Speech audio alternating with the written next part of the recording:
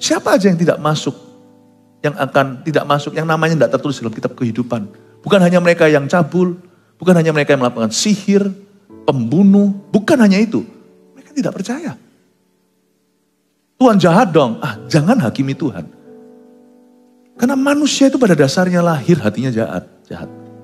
Menolak Kristus itu harus sengaja. Nah kalau anak cucu kita tidak percaya Kristus, apakah ada keselamatan?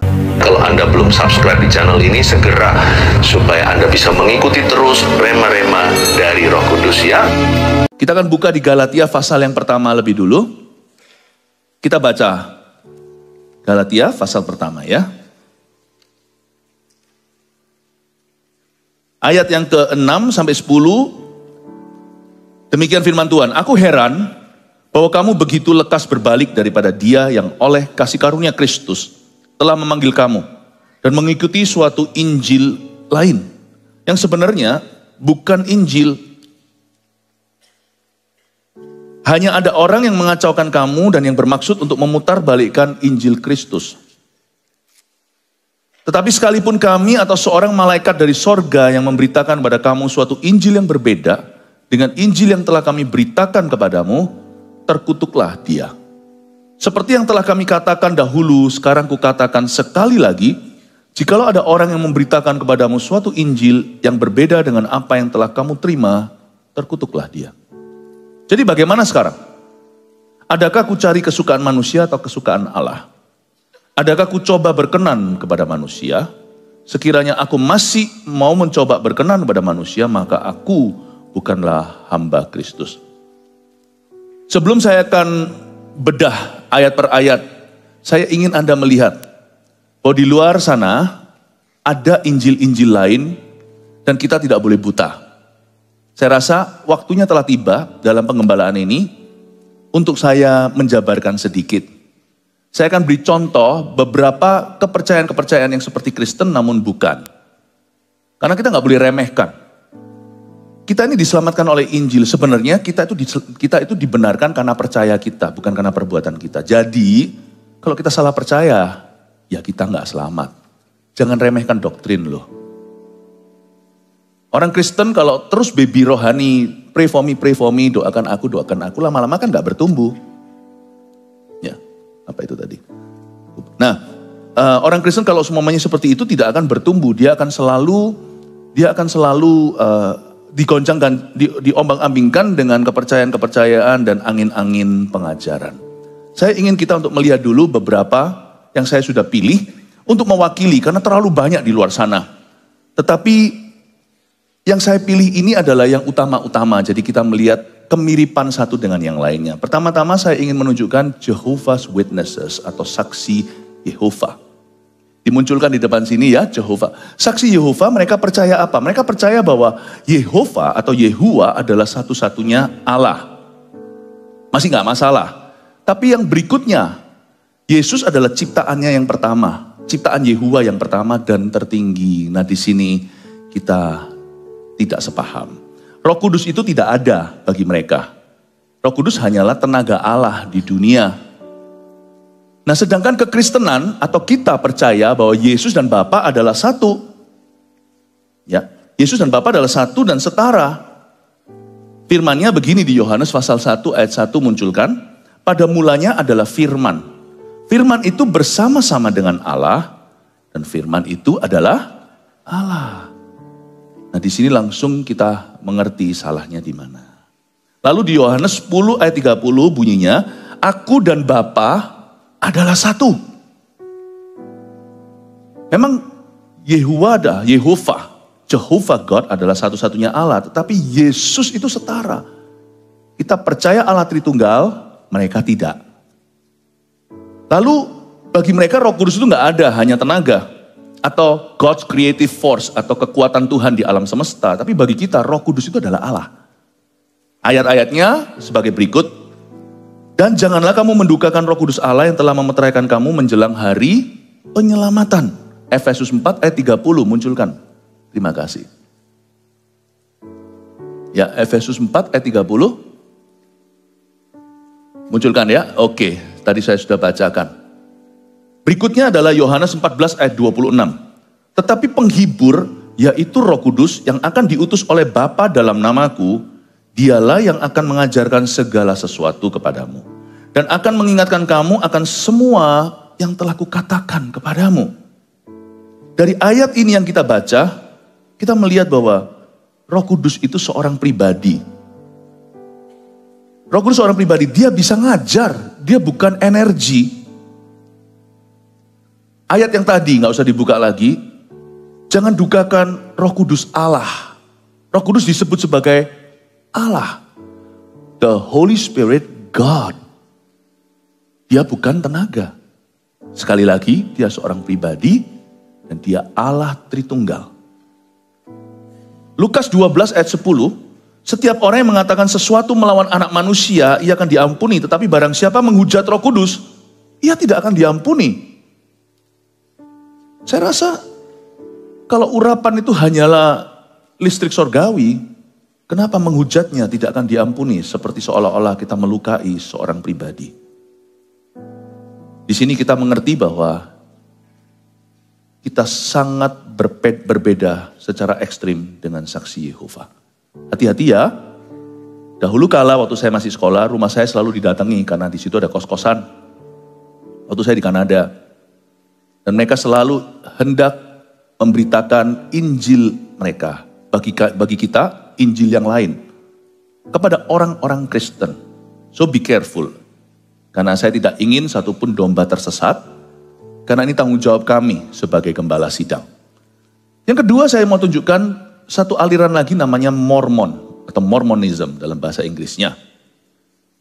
Saya ambil aja pokoknya yang inti-inti ya. Kalau mau dipelajari secara detail menurut saya jemaat juga nggak terlalu ready karena sangat-sangat spesifik sekali.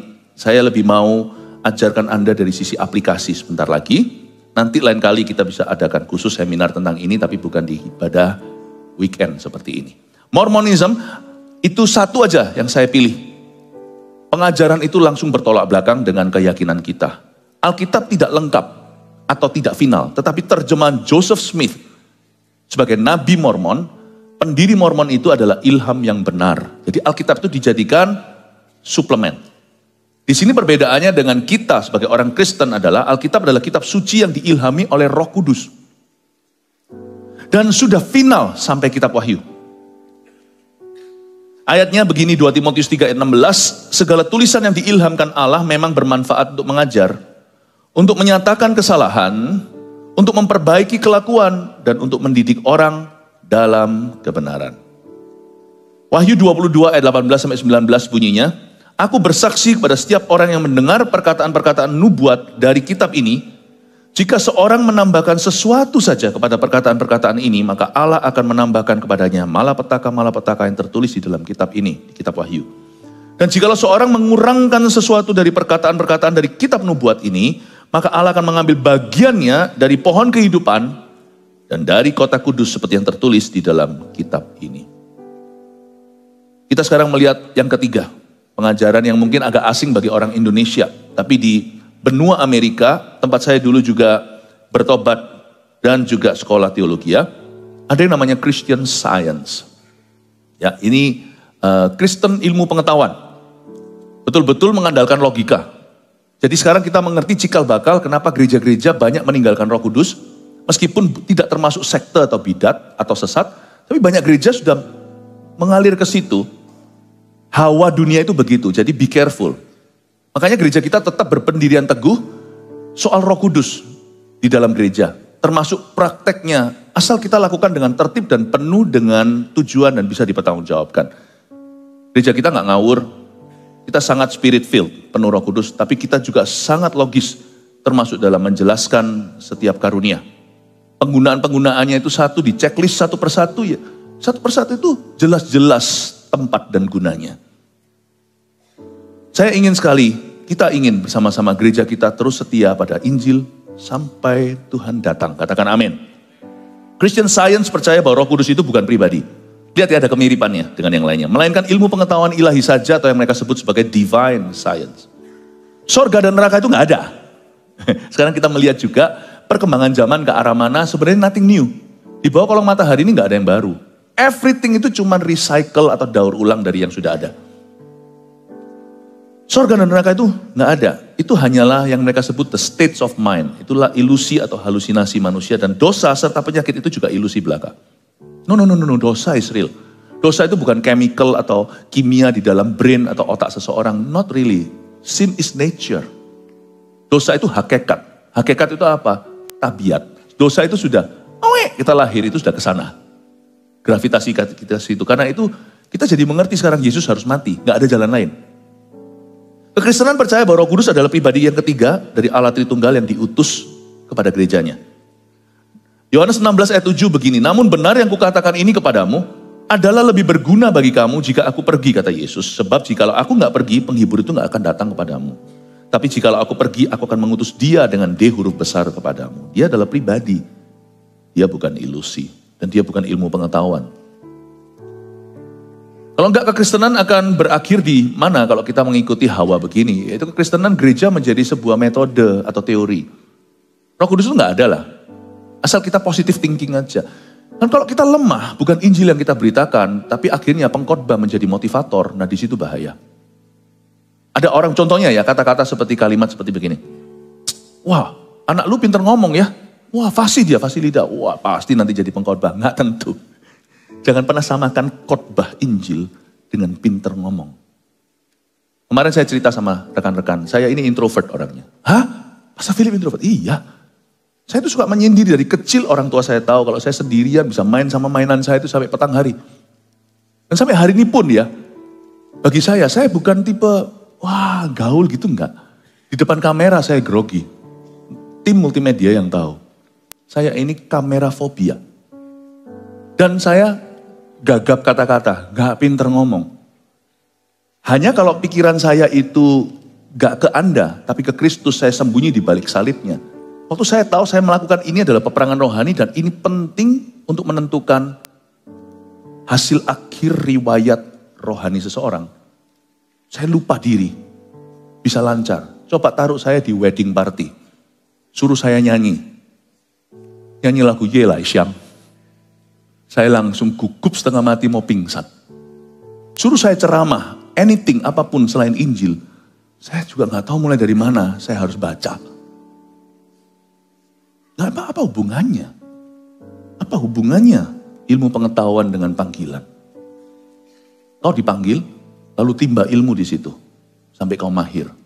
Gak ada hubungannya. Karena itu kita harus mengerti bahwa Roh Kudus itulah yang memampukan kita.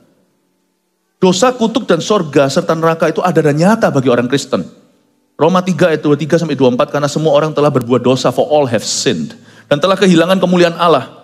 Dan oleh kasih karunia telah dibenarkan dengan cuma-cuma karena penebusan dalam Kristus Yesus. Dengan jelas Tuhan berkata semua telah jatuh dari kemuliaan. Dan itu bukanlah kondisi pikiran. Roma 3 ayat 23 dan 24 bunyinya. Sudah ini ya. Ini sudah Roma 3 tadi saya sudah bacakan ya. Yang terakhir ya, saya jelaskan yang ini juga sama bahayanya. Karena orang Kristen tidak hati-hati menjadi yang namanya liberal atau universal Christianity. Orang Kristen universal lah. Semua sama. Saya rasa kita semua harus berteman ya dengan yang lain. Maksudnya berteman itu kita harus ramah dengan semua orang. Tapi apa hubungannya gelap dan terang? Jangan menjadi pasangan yang tidak sepadan dengan orang tidak percaya. Jangan memasang hook yang sama. Seolah-olah semuanya itu sama, ada segala jalan menuju ke Roma. Saya rasa kita harus hati-hati. Yang disebut oleh Alkitab sebagai persekutuan itu pada saudara seiman. Dan kepada yang lainnya kita harus menghormati dan menghargai. Mengasihi, harus bijaksana hidup dengan orang luar. Tapi kau dan mereka tidak satu dalam iman. Jangan berbuat seolah-olah kita itu sama saja. Karena sungkan. Niscaya kalau kita masih mengharapkan pengakuan manusia untuk menyenangkan semua orang, kita bukan hamba Tuhan. Kita adalah hamba manusia.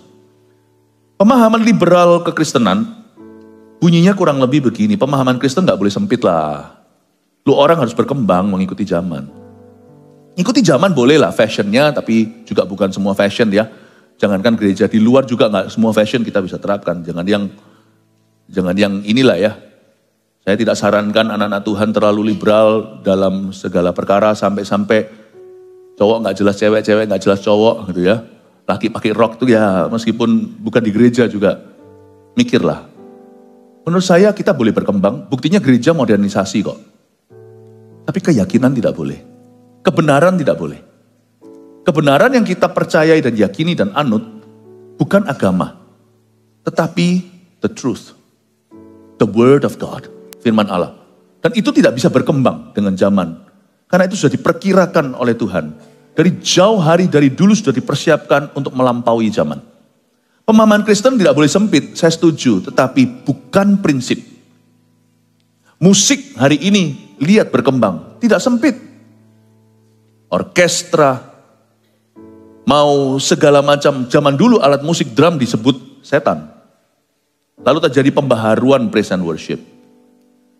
Tetapi ada hal-hal tertentu dalam kepercayaan dan keyakinan serta kerohanian kita tidak boleh mengikuti zaman. Lama-lama nanti gereja juga akan menerima LGBTQ. Dan kita takut untuk menyebut pertobatan. Kita berkata nggak apa-apa lah, zaman sudah beda, bukan zaman edan. Kita nggak mau ikut-ikutan. Alkitab mengajarkan kebaikan, orang liberal berkata, tapi bukan otoritas kebenaran lah Bible ini. Dia salah satu kebenaran. Dan memiliki kesalahan juga, Alkitab itu ada cacatnya. Coba lihat ya, ini sama itu tuh salah. Ini sama ini saling menentang atau saling melawan. Mereka percaya gitu, bukan kita. Yesus itu adalah guru yang baik. Tapi bukan satu-satunya Tuhan dan jalan keselamatan. Kristen liberal akan berkata begini, jadi nothing new di dunia ini. Kekristenan, apa yang kita percayai, kita percaya begini. Pemberitaan tentang salib adalah satu-satunya berita keselamatan. Titik, bukan titik dua, bukan koma. 1 Korintus 1 ayat 18 bunyinya, sebab pemberitaan tentang salib memang adalah kebodohan bagi mereka yang akan binasa. Tetapi bagi kita yang diselamatkan, pemberitaan itu adalah kekuatan Allah. Katakan amin. Dan lagi, Galatia 5 ayat 11, lagi, aku ini saudara-saudara kata Paulus, jika aku masih memberitakan sunat. Mengapa aku masih dianiaya juga? Sebab kalau demikian salib bukan batu sandungan lagi. Karena zaman itu, di zaman Paulus membawa Injil ke non-Yahudi. Orang-orang Yahudi adalah bangsa yang disunat. Sehingga itu adalah hukum Taurat mereka. Jadi Paulus memberitakan sesuatu yang new, bukan baru sebenarnya, bahwa Tuhan mengasihi segala bangsa dan itu tidak mudah diterima. Mereka berkata tidak bisa, kalau kalian tidak disunat, kalian bukan umat pilihan Tuhan. Jadi bukan Kristusnya tapi sunatnya, bukan Injil percayanya, tapi tanda lahiriah. Dan Paulus berkata, bukan itu. Gara-gara itu Paulus dianiaya, dianggap terlalu sempit lah, terlalu konservatif, terlalu kaku, kurang berkembang, kurang mengikuti, dianggap kurang setia. Paulus berkata tidak. Paulus berkata, kalau aku mencoba untuk menyenangkan semua orang, kenapa aku masih dianiaya? Kalau kita dianiaya karena kita amoral, ya salah sendiri. Kalau kita dianiaya karena business venture kita atau perbuatan kita tidak benar di dunia bisnis dan di marketplace, siapa bisa salahkan kalau orang berkata orang Kristen kok begitu atau kenapa jemaat gereja itu? Tetapi kalau kita dianiaya karena kita setia pada Injil, monggo silahkan, itu mahkotaku. Kita harus berdiri teguh. Roma 1 ayat 16 dan 17 bunyinya, sebab aku mempunyai keyakinan yang kokoh dalam Injil, karena Injil adalah kekuatan Allah yang menyelamatkan setiap orang yang percaya. Pertama-tama orang Yahudi, tapi juga orang Yunani, sebab di dalamnya nyata kebenaran Allah yang bertolak dari iman dan memimpin pada iman, seperti ada tertulis, orang benar akan hidup oleh iman. Dan kita juga percaya bahwa Alkitab adalah firman Tuhan yang sempurna, otoritas tertinggi orang percaya. That's the Bible to us. Mazmur 119 ayat 89 bunyinya, untuk selama-lamanya ya Tuhan, firman-Mu tetap teguh di sorga. Firman-Mu. Matius 24 ayat 35, langit dan bumi akan berlalu, tetapi perkataanku tidak akan berlalu. Kita juga percaya, bedanya dengan Kristen liberal, bahwa Yesus adalah Tuhan dan satu-satunya jalan ke sorga. Kata Yesus kepadanya, Yohanes 14, akulah jalan dan kebenaran dan hidup. Tidak ada seorang pun yang datang pada Bapa kalau tidak melalui aku. Kalau kita nggak percaya ini namun mengaku percaya Yesus, berarti kita percaya Yesus berdusta dong. Berarti kita pelin-pelan dan kita tidak konsisten dengan pengakuan kita. I believe Jesus is a good teacher. I don't think so. Saya rasa tidak. Kalau Anda dan saya tidak percaya He is Lord, Dia Tuhan, dan jalan satu-satunya keselamatan, berarti kita kalau kita percaya, tapi bersamaan dengan itu kita percaya Dia guru yang baik, kita yang pelin-pelan.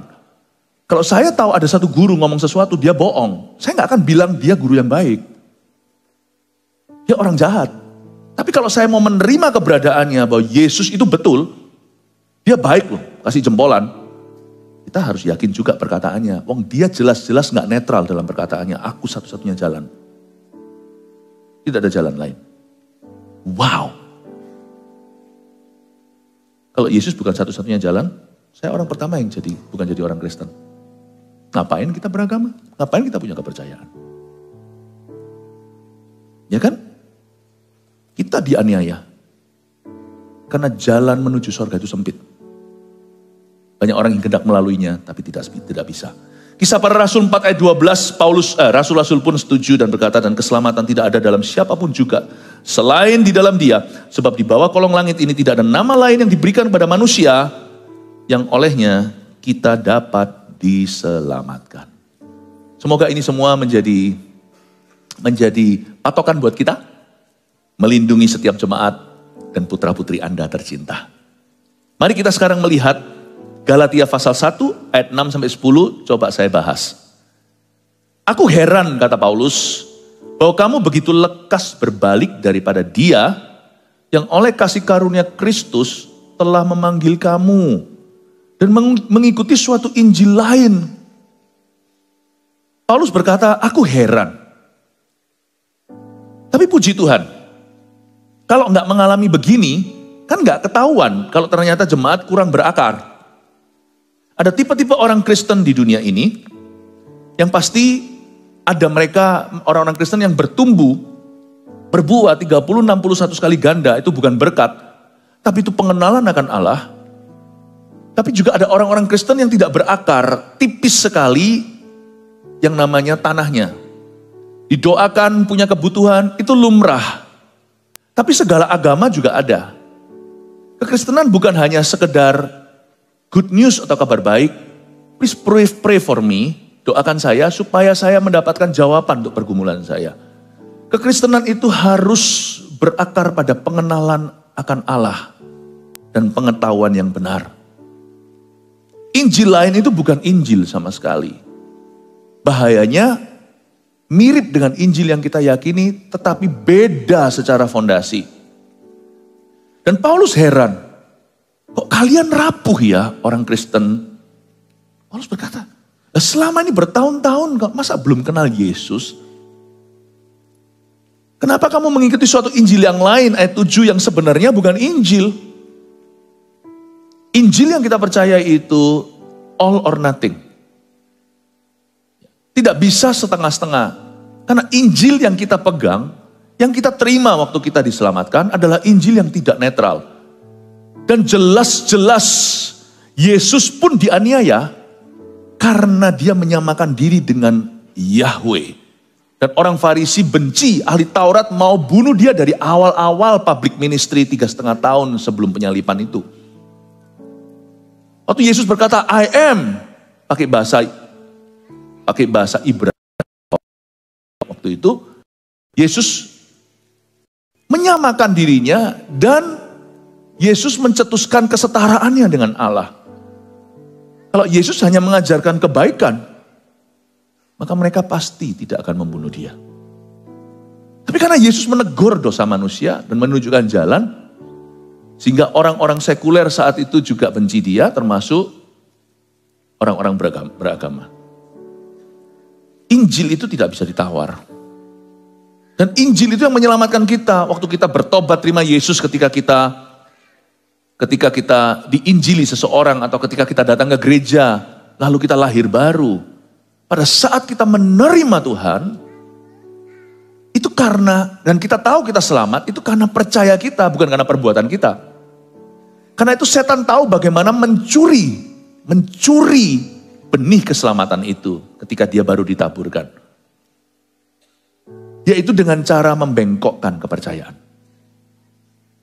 Kalau setan pakai aniaya tidak mempan, karena orang Kristen tambah sungguh-sungguh dengan Tuhan. Kalau setan memakai dan menunggangi yang namanya persoalan hidup dan itu tidak berhasil, karena orang Kristen justru minta didoakan, malah datang ke gereja, nangis-nangis mencari hadirat Allah, maka setan akan pakai cara menabur benih kebingungan. Karena ketika kita salah percaya, beres sudah, dia sudah mencuri sesuatu yang berharga. Kalau kita salah percaya, wong kita ini dipercayakan karena percaya, kita ini diselamatkan karena percaya. Kalau kita salah percaya, setan tidak usah otak-atik keselamatan kita. Itu dengan sendirinya tercuri. Saya tidak mau masuk perdebatan tentang sekali selamat, tetap selamat, atau orang kalau diselamatkan, apakah bisa suatu hari dia murtad lalu dia tidak selamat? Saya tidak mau masuk ke situ karena dua-dua ada kebenarannya. Kalau Anda memang sekali selamat tetap selamat, Anda pasti akan takut akan Tuhan. Tidak akan terus membuat suatu ulah yang membingungkan sehingga akhirnya orang bertanya-tanya, loh dulu dia selamat sekarang enggak akan. Dan kalau orang sungguh-sungguh selamat, benihnya itu firman. Dia bisa jatuh dalam dosa, tapi dia nggak bisa lama-lama menikmati hidup dalam dosa. Pasti ada yang kejar-kejar dia. Karena rohnya sudah dihidupkan. Gak mungkin akan biarkan dia di jalan yang salah. Tapi orang yang berbuat dosa, berbuat laknat, lalu berbuat seolah-olah tidak terjadi sesuatu. Gak ada namanya sungkannya sama Tuhan. Gak ada yang rasa gimana begitu. Aku ragu, apa sungguh-sungguh dia itu dulu menerima segenap hati Injil yang diberitakan. Jadi gak usah didebat yang gituan. Tetapi kita tahu, the moment we believe, waktu kita percaya pada Injil itu, bukan ketika kita berbuat sesuatu, bahkan bukan karena baptisan kita diselamatkan, tapi orang yang selamat, kok takut dibaptis kenapa? Kalau memang sana cinta, kenapa takut nikahi dia? Baptisan itu seperti perkawinan anak domba di dunia, nanti dilanjut di sorga. Itu penyamun di samping Yesus, kalau dia bisa turun hidup lagi, hidup lebih lama, dia pasti dibaptiskan. Nggak mungkin pakai lama. Dia pasti gercep, gerak cepat. Sekali kan pakai kata penyamun itu, cerita itu. Penyamun itu pun nggak dibaptis loh. Iya, mau kayak gitu. Silahkan naik ke salib. Ayo minta seseorang paku kita di situ. Dia nggak ada pilihan. Kalau dia ada pilihan, dia dibaptis. Bukan baptisan yang menyelamatkan, bukan pelayanan. Waktu kita believe, waktu kita percaya, kita lahir baru. Jadi setan tahu bagaimana mengacaukan dirimu. Membuat kita bingung. Yang sebenarnya bukan Injil. Nah kalau kita percaya Yesus itu bukan seperti yang dia katakan. Nah pertanyaannya, Yesus apa yang kita percayai? Bapak Ibu Saudara, hati-hati. Saya berdoa karena saya tidak pernah reaksional dengan kondisi gunjang ganjing dunia. Saya gembala sidang. Berarti saya ikut dengan gembala agung. Minggu kapan saya harus ngomong apa, itu semua perjanjian saya dengan Tuhan. Dan waktu saya berdoa, Tuhan cuma bilang, dalam hati saya Roh Kudus seperti bilang, kokohkan mereka dalam doktrin Kristus. Amin Tuhan, baik Tuhan, beriku kemampuan. Jelaskan mereka. Saya berdoa, mana aja yang saya harus bahas, sebagai wawasan luas untuk gereja Tuhan. Lalu Tuhan taruh dalam hati saya, beritahu pada jemaatku, hanya satu Injil yang menyelamatkan mereka. Jangan kau izinkan itu tercuri. Janganlah ada orang, ayat 7 katakan, yang sebenarnya bukan Injil, hanya ada orang yang mengacaukan kamu yang bermaksud untuk memutarbalikkan Injil Kristus. Gak usah ikut-ikutan. Ini enggak sesuatu yang baru. Oh my goodness. Waktu saya sekolah dulu, mereka percaya 28 Oktober 1998 ada seorang nabi dari Asia, dari Korea, yang memberitakan itu. Waktu itu tahun 1992. Saya lahir baru aja sudah langsung tahu. Di dalam roh saya ada pengurapan. Saya tahu. Gak perlu diajar seseorang, saya tahu kebenaran. Kok lucu Tuhan berkata nggak ada yang tahu waktu dan saatnya, sana mau coba tahu bulan dan tahunnya. 98 lewat, nggak terjadi apa-apa, malah kerusuhan di Indonesia. Malah krisis moneter di mana-mana. Teman-teman saya beberapa goyang dan berkata, wow kita harus jual. Ini kita harus berhenti sekolah, kita harus. Guys, saya bilang, segampang itu tah, kau itu disesatkan. Padahal saya lebih muda secara rohani dari mereka. Saya baru usia berapa bulan dalam Tuhan. Ada beberapa orang yang sudah 10 tahun jadi orang Kristen. Ada yang udah lahir Kristen. Saya ternyata bukan berapa tahunnya Anda jadi orang Kristen. Tapi apakah Anda sungguh-sungguh melirik ke Kristus? Apakah Anda sungguh-sungguh terima pengajaran Tuhan di dalam hati? Wah, untungnya kan cuman begitu. Yang disikat kan bukan kristologi atau bukan siapa Kristus. Tapi tanggal-tanggal gitu itu mengacaukan hidup orang loh.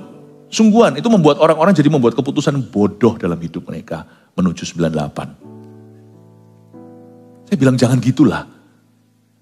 Fokus guys, saya bilang fokus. Gak ada yang dengarkan saya. Karena siapa saya waktu tahun 92. Fokuslah, konsentrasilah pada imanmu. Yang sehat gitu loh imannya. Saya dibilang, lu tahu apa? Ya sudah. 98 lewat, saya gak pernah singgung sama mereka. Ntar mereka malu.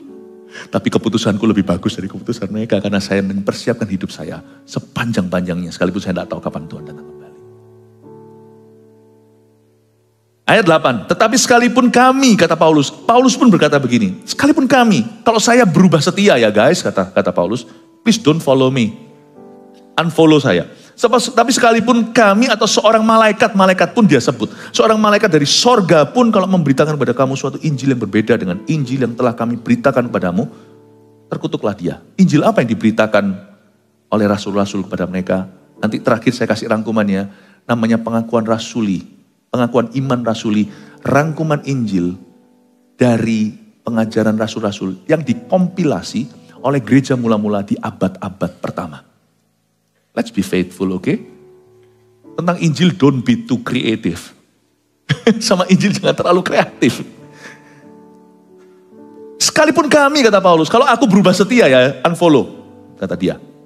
Atau seorang malaikat pun, kalau turun ke sorga, membuat mujizat pun, jangan kamu berubah setia. Terkutuklah dia yang mengajarkan Injil lain. Seperti yang telah kami katakan dahulu, ayat 9, sekarang kukatakan sekali lagi. Jikalau ada orang yang memberitakan kepadamu suatu Injil yang berbeda dengan apa yang telah kamu terima, terkutuklah dia. 2 kali diulang ayat 8 dan ayat 9. Sebenarnya apa yang kita alami di zaman sekarang ini gak ada bedanya kok. Zaman itu berputar-putar seperti bumi berputar pada porosnya. Maksudnya apa? Zaman dulu gereja mula-mula itu diserang dengan berbagai angin pengajaran. Namanya aja beda labelnya. Sama dengan di Indonesia, sambal si sambal.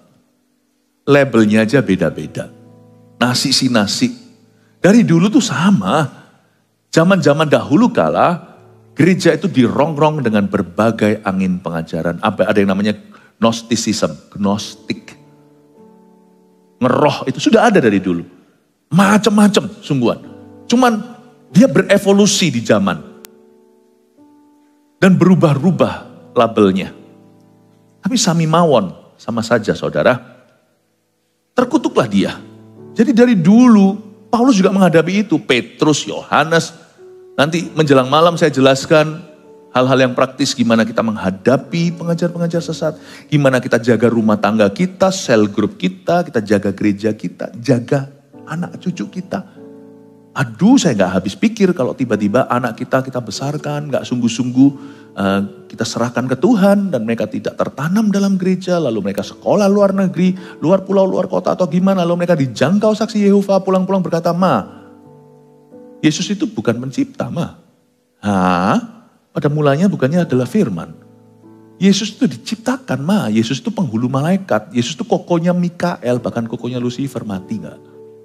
Buat apa kita kerja sukses kalau anak kita masuk neraka suatu saat nanti? Neraka itu bukan takut-takuti. Itu ayat firman soalnya. Barang siapa tidak percaya. Coba kalau Anda baca di kitab Wahyu. Suatu hari nanti saya bahas lagi yang lebih terperinci. Siapa aja yang tidak masuk. Yang akan tidak masuk. Yang namanya tidak tertulis dalam kitab kehidupan. Bukan hanya mereka yang cabul. Bukan hanya mereka yang melakukan sihir.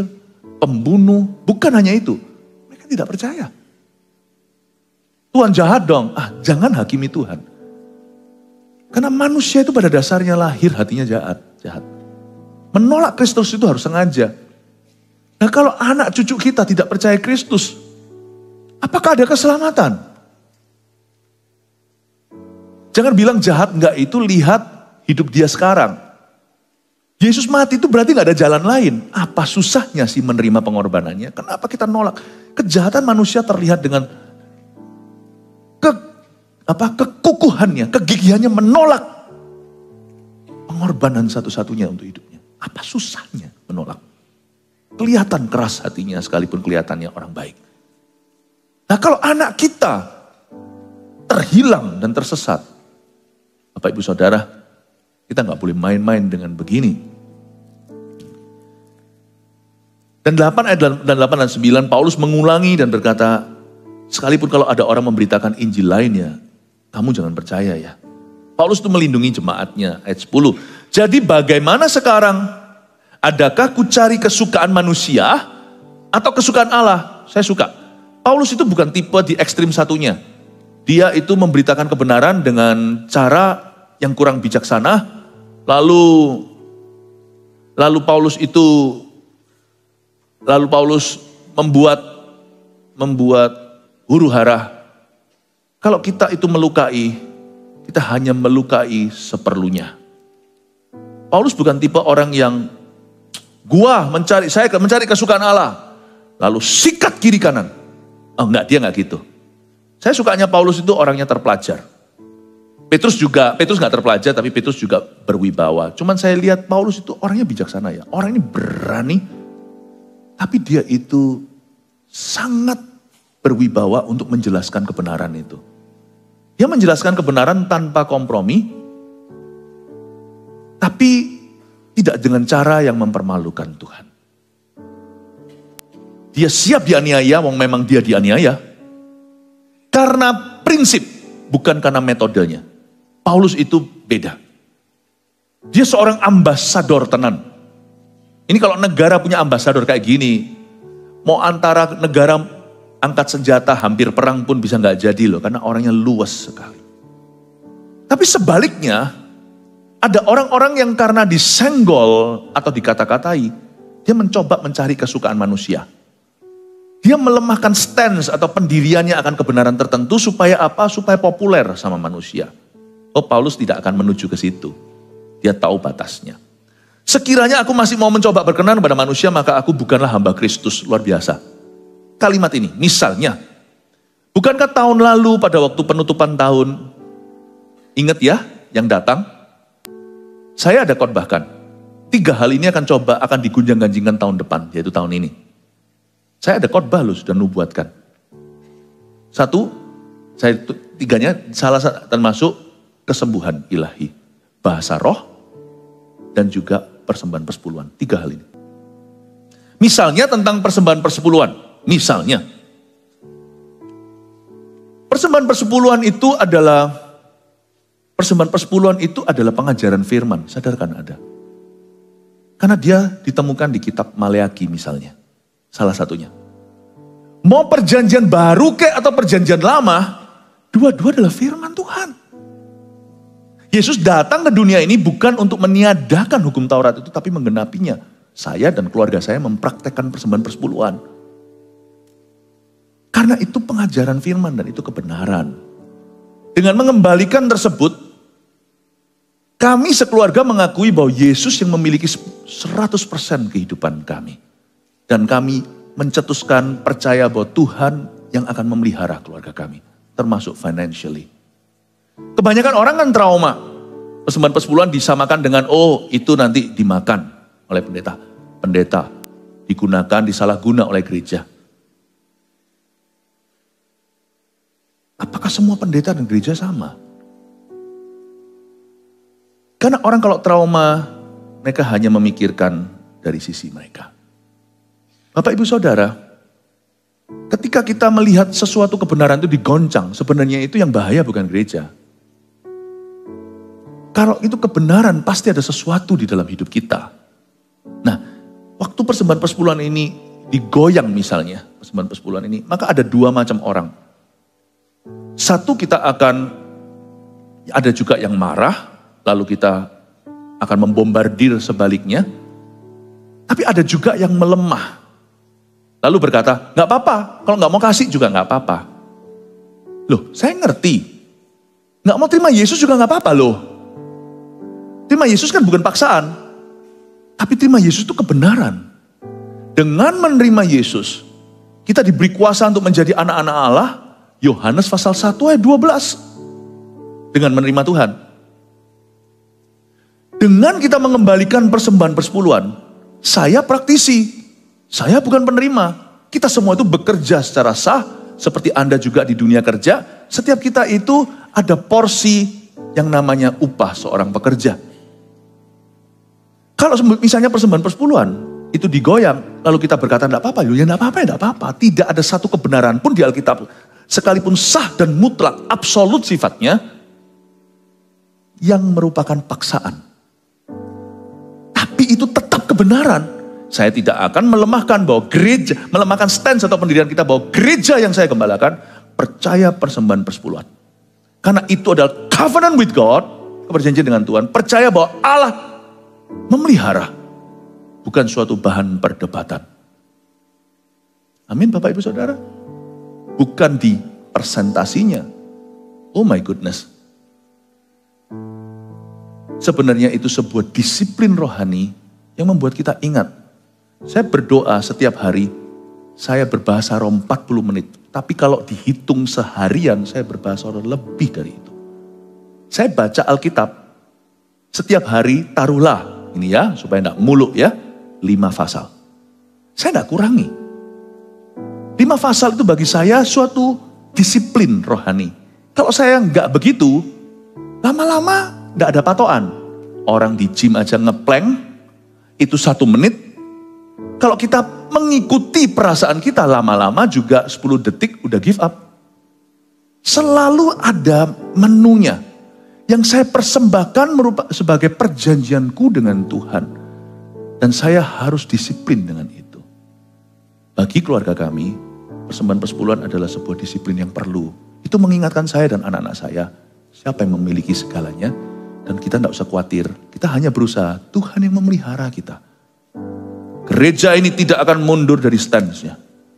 This is a church yang punya sebuah disiplin tinggi. Bahwa persembahan kita, termasuk mengembalikan persembahan persepuluhan, adalah perjanjian kita dan penyembahan kita kepada Tuhan. Kasih tepuk tangan untuk Tuhan Yesus. Alkitab berkata sekali lagi, jadi bagaimanakah sekarang? Adakah ku cari kesukaan manusia? Nggak usah berkata, enggak ya nggak apa-apa. Nah kalau saya juga melakukan yang sama, loh kalian gak terima Tuhan juga gak apa-apa loh. Enggak, saya sampai kapanpun, sampai mati saya akan tetap push. Saya tetap akan mendorong setiap orang, ayo terima Yesus, bertobatlah dari dosa-dosanya. Meskipun tetap akan ada orang yang menolak kebenaran itu. Tugas saya hanya memberi, tugas kami, tugas saya hanyalah memberitakan kebenaran itu. Bukan paksaan, keyakinan, conviction. I am convinced of the gospel. I'm not ashamed of the gospel. For it is the power of God to save those who believe.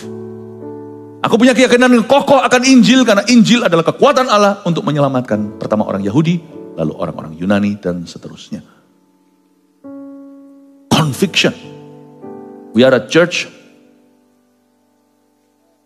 that is faithful to our convictions.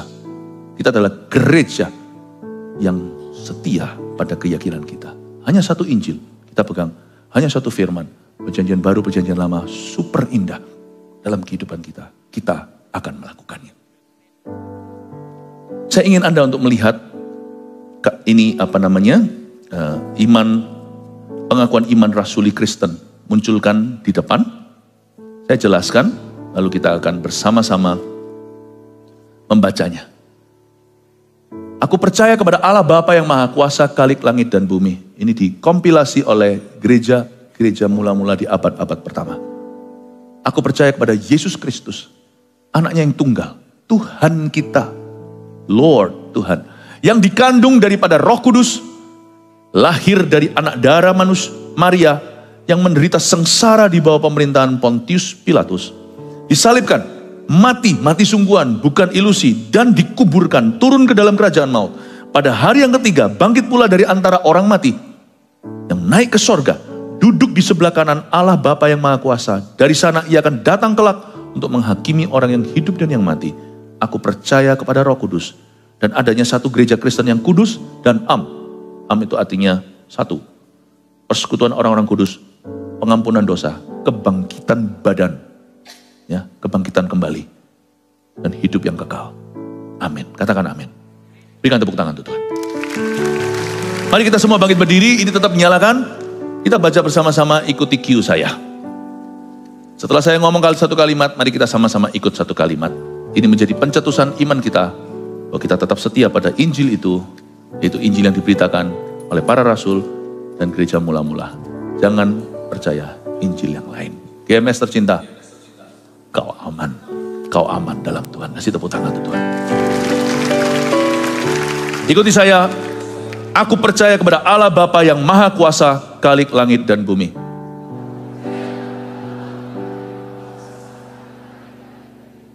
Aku percaya kepada Yesus Kristus, anaknya yang tunggal, Tuhan kita.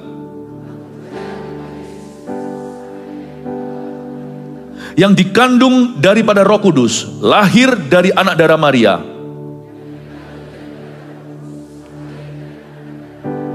Yang menderita sengsara di bawah pemerintahan Pontius Pilatus. Disalibkan, mati, dan dikuburkan turun ke dalam jurang maut. Pada hari yang ketiga bangkit pula dari antara orang mati. Yang naik ke sorga, duduk di sebelah kanan Allah Bapa yang Maha Kuasa. Dari sana ia akan datang kelak untuk menghakimi orang yang hidup dan yang mati.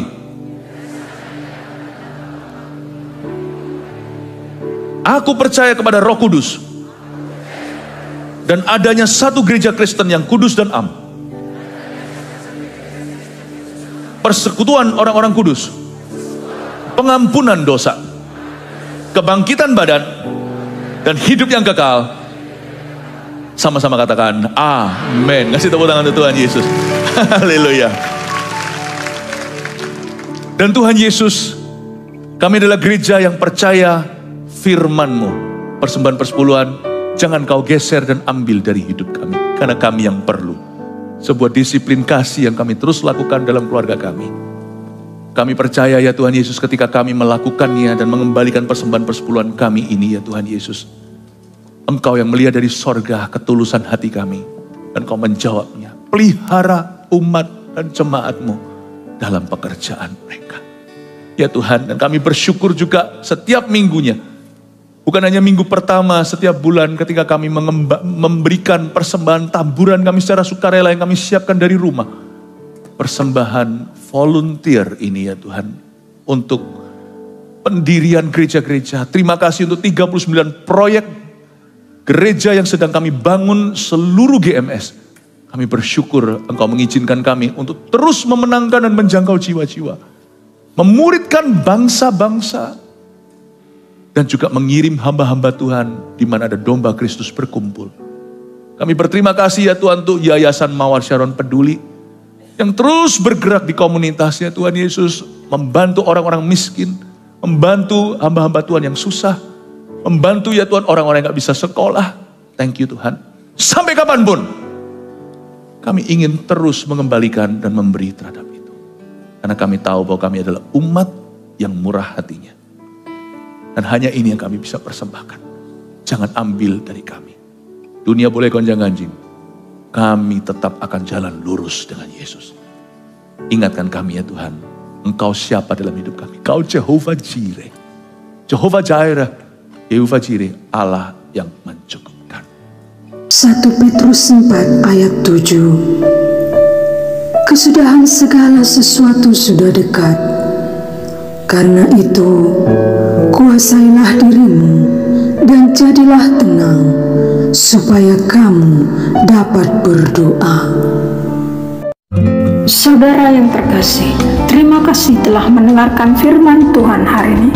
Jangan lupa untuk dukung terus channel ini dengan cara subscribe, like, share, dan juga komen, agar saudara kita yang lain juga boleh terberkati. Tuhan Yesus memberkati kita.